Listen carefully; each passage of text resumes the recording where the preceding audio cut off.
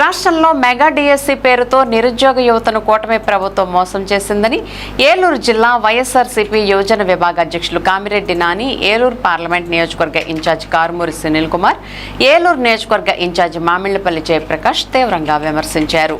DSC 2025లో జరిగినట్లు ఆరోపిస్తున్న అక్రమాలపై చర్యలు తీసుకోవాలని డిమాండ్ చేస్తూ సోమవారం ఏలూరులో నిరసన కార్యక్రమాన్ని నిర్వహించారు. లలిత స్వీట్స్ సెంటర్ నుంచి కలెక్టరేట్ వరకు భారీ ర్యాలీ నిర్వహించిన వైఎస్ఆర్సీపీ నాయకులు, కార్యకర్తలు ప్రభుత్వానికి వ్యతిరేకంగా నినాదాలు చేశారు. అనంతరం జిల్లా కలెక్టర్ను కలిసి వినతి పత్రం సమర్పించారు. స్పోర్ట్స్ కోటాలో ఫేక్ సర్టిఫికెట్ల ఆధారంగా కొందరు ఉద్యోగాలు పొందినట్లు ఆరోపిస్తూ దీనిపై సమగ్ర విచారణ జరిపి బాధ్యులపై కఠిన చర్యలు తీసుకోవాలని కోరారు.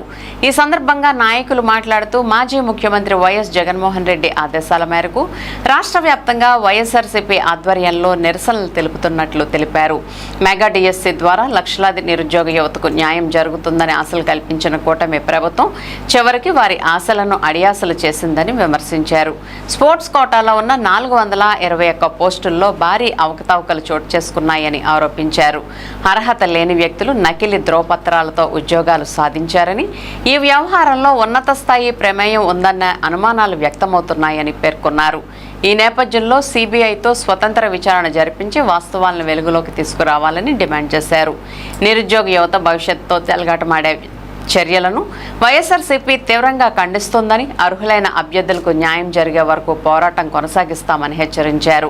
ఈ కార్యక్రమంలో ఏలూరు నియోజకవర్గ యువజన విభాగ అధ్యక్షులు గంటా సాయి ప్రదీప్, గుడిదేశి శ్రీనివాసరావు, విజయ నిర్మల, మునుల జాన్ గురునాథ్, నెర్సు చిరంజీవి, పార్టీ నాయకులు, యువజన విభాగ ప్రతినిధులు, నిరుద్యోగ అభ్యర్థులు, కార్యకర్తలు పెద్ద సంఖ్యలో పాల్గొన్నారు. పార్టీ జాతీయ అధ్యక్షులు మాజీ ముఖ్యమంత్రి వర్యులు వైఎస్ జగన్మోహన్ రెడ్డి గారి పిలుపు మేరకు రాష్ట్రంలోని అన్ని జిల్లాల కలెక్టరేట్ల ముందు యువజన వైఎస్ఆర్ కాంగ్రెస్ ఆధ్వర్యంలో యువజన జిల్లా కాంగ్రెస్ అధ్యక్షులు, పార్లమెంట్ ఇన్ఛార్జ్ సునీల్ గారు అందరూ కలిసి వేలాదిగా వచ్చిన యువతతో ధర్నా చేయడం జరుగుతుంది.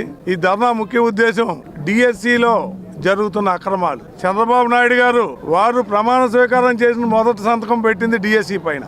సంతకం పెట్టి దాంట్లోనే మొదటి నుంచి నేను అవకతవకలు చేస్తానికి సిద్ధంగా ఉన్నాననే సంతకం పెట్టినట్టు కనపడుతుంది. ఎవరైనా మెరిట్ లిస్ట్ బయటికి ఎగ్జామ్ రాసిన తర్వాత ఇవాళ కోడింగ్లో కానీ లేకపోతే వాళ్ళకి ఎవరికైనా రిలీజ్ చేసేటప్పుడు నీకు మొదటి ర్యాంక్ వచ్చింది, నీకు ఆఖరి ర్యాంక్ వచ్చింది, నీ పరిస్థితి ఇది అని ముందు ఒక జాబితా రిలీజ్ చేస్తారు.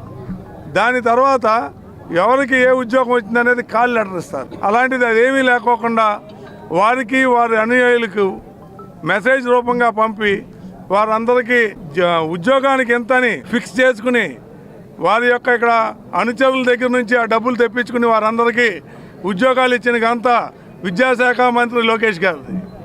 ఈ ప్రజలు, ఈ యొక్క నిరుద్యోగులు ఎన్నాళ్ళ నుంచో దీనికోసం వెయిట్ చేస్తా చూస్తే స్పోర్ట్స్ కోటా అని పెట్టి దాంట్లో ఏ విధమైన ఆట రాని వారికి కూడా లేని కొత్తగా క్రీడలన్నీ అందులో చేర్చి సుమారు దాంట్లో 436 ఉద్యోగాలు వారికి ఇవ్వటం జరిగింది. ఈ ఉద్యోగాలన్నీ బూటకం.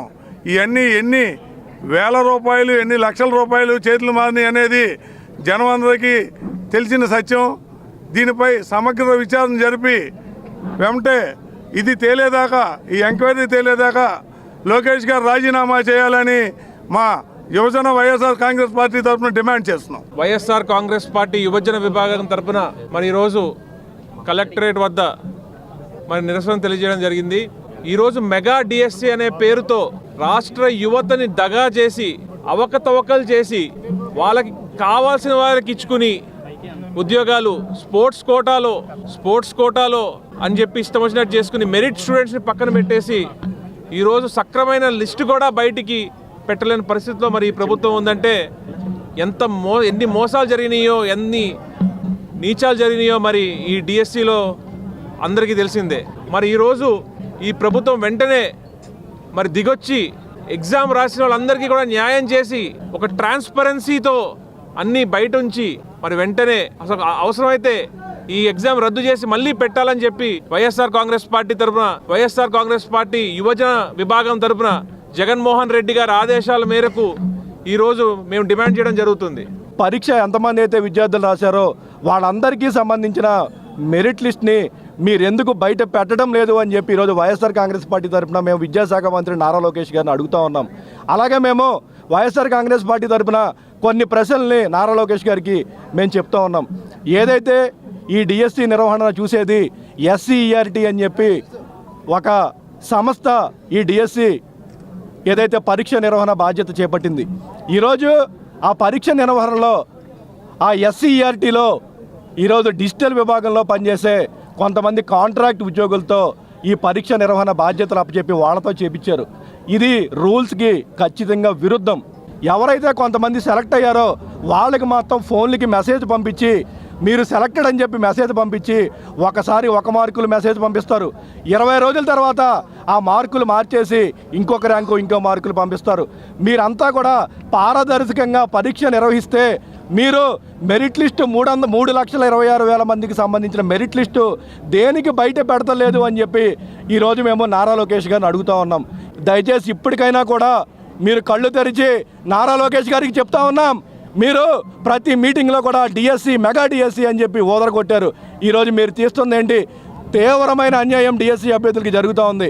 ఇప్పటికైనా కూడా మీరు కళ్ళు తెరిచి ఏదైతే అక్రమాలు ఏదైతే అన్యాయాలు డిఎస్సి పరీక్షలో జరిగినాయో వాటిలన్నిటిని కూడా సరిచేసి డిఎస్సి అభ్యర్థులకి జీవితాల్లో మీరు వెలుగు నింపాలని చెప్పి ఈరోజు నారా లోకేష్ గారిని కూడా మేము డిమాండ్